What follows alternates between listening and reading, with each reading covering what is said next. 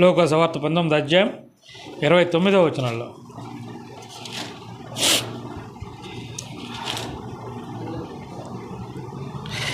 ఆయన ఒలీవల కొండ దగ్గర నుంచి బేతనీ ఆయన గ్రామంలో సమీపంగా వచ్చినప్పుడు తన శిష్యులు ఇద్దరిని పిలిచి, మీరు ఎదురుగా ఉన్న గ్రామంకు వెళ్ళుడి, అందులో మీరు ప్రవేశింపగానే కట్టబడిన ఒక గాడిద పిల్ల మీకు కనపడను, దాని మీద ఏ మనుషుడు ఎన్నడూ కూర్చుండలేదు, దానిని విప్పి తోలుకుని రండి, మీరు ఎవరైనాను మీరెందుకు దానిని విప్పుచున్నారని అడిగిన యెడల ఇది ప్రభువునకు కావలసి ఉన్నది, ఇది ప్రభువునకు కావలసి ఉన్నది అని మీరు చెబితే వారు వెంటనే దాన్ని విప్పి మిమ్మల్ని అడిగిన వాళ్ళే, మీరు దీనిని ఎందుకు విప్పుతున్నారని అడిగిన వాళ్ళే దానిని విప్పి వెంటనే తోలి పంపుతారు.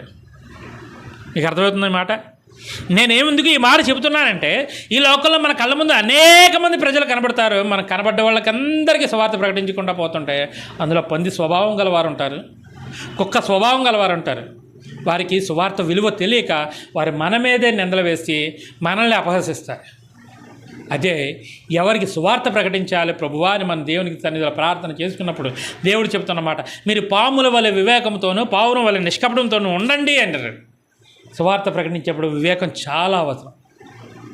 సువార్త ప్రకటించేటప్పుడు వివేకం చాలా అవసరం.